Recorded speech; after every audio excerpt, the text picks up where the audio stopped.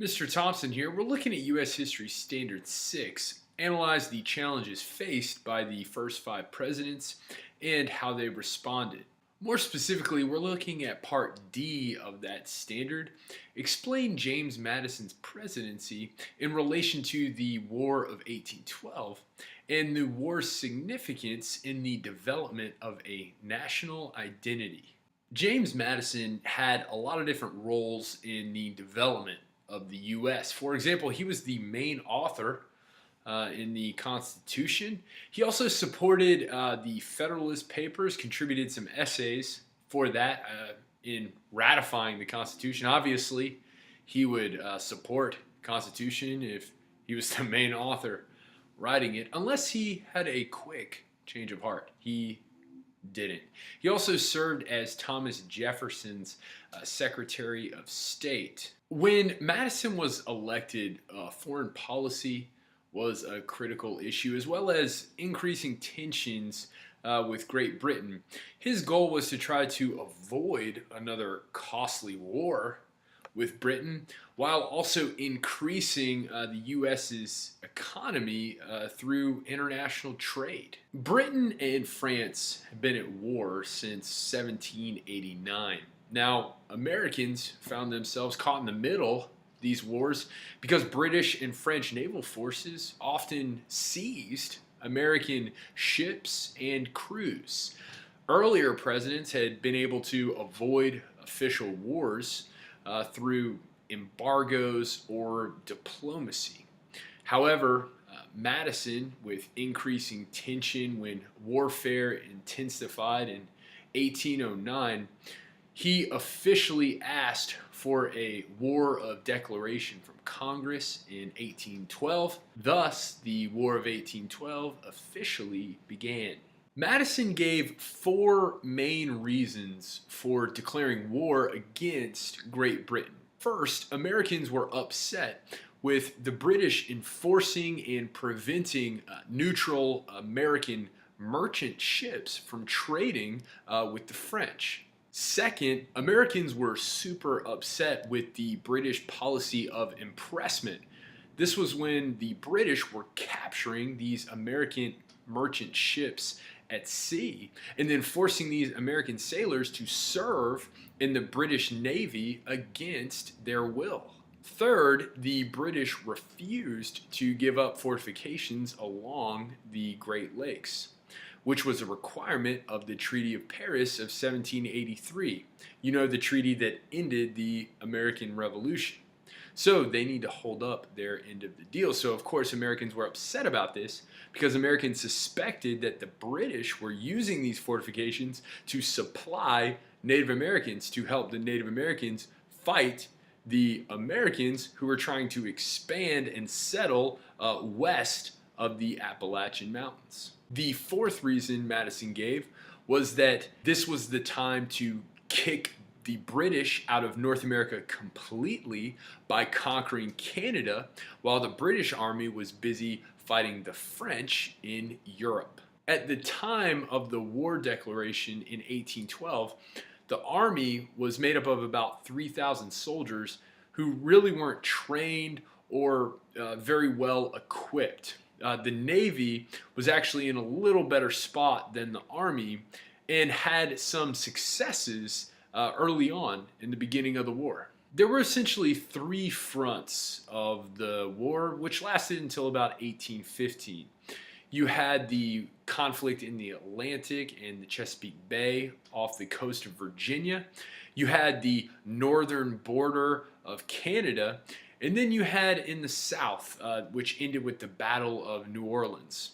With the War of 1812, America didn't have huge victories. However, important to note, America did not lose any territory throughout the war, and the Army and the Navy stood up to the most powerful superpower of Europe. So the Army and Navy of America gained worldwide respect. They proved themselves. The result of the War of 1812 also ended any hopes the American Indians had of driving Americans out of the Ohio Valley. Two notable victories during the War of 1812 we can highlight for the U.S. was the battle at Fort McHenry and the Battle of New Orleans. The battle at Fort McHenry in Baltimore was the subject for Francis Scott Key's poem, The Star-Spangled Banner, which eventually was set to music and became the national anthem.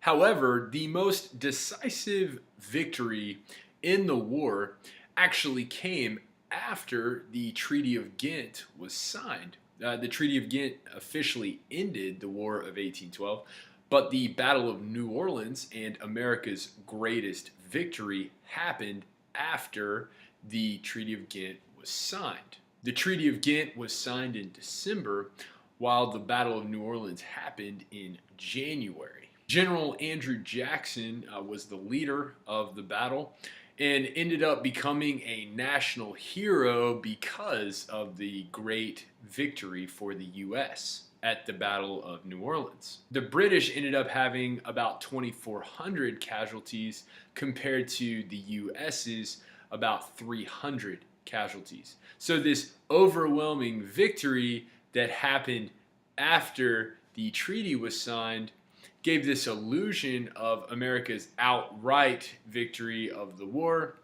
when in fact the war had actually ended before the Battle of New Orleans.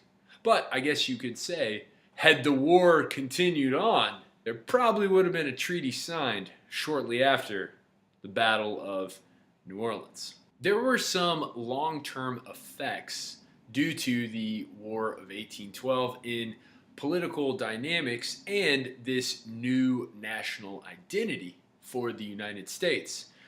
The end of the War of 1812 marked the end of the Federalist Party because the Federalists supported not a call to war because they were afraid that war would hurt the American economy.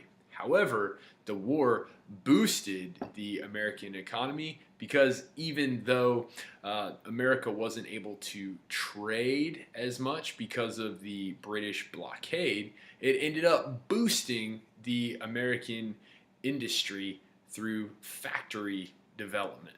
So because of the British blockade, American manufacturing developed. So out of necessity, it ended up helping the manufacturing and economy of the U.S. The war also ended any future hostility between Great Britain and the U.S. So you could say the War of 1812 was Britain and the U.S.'s last hoorah, we hate each other.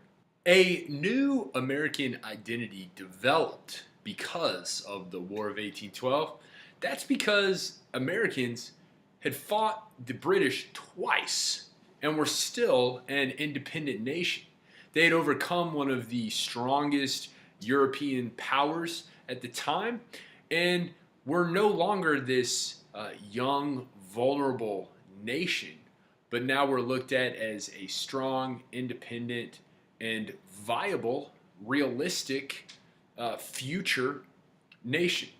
Standing alone. The U.S. wasn't seen as just some experiment anymore in self-government. The world started seeing the U.S. as, hey, this nation might actually stick around.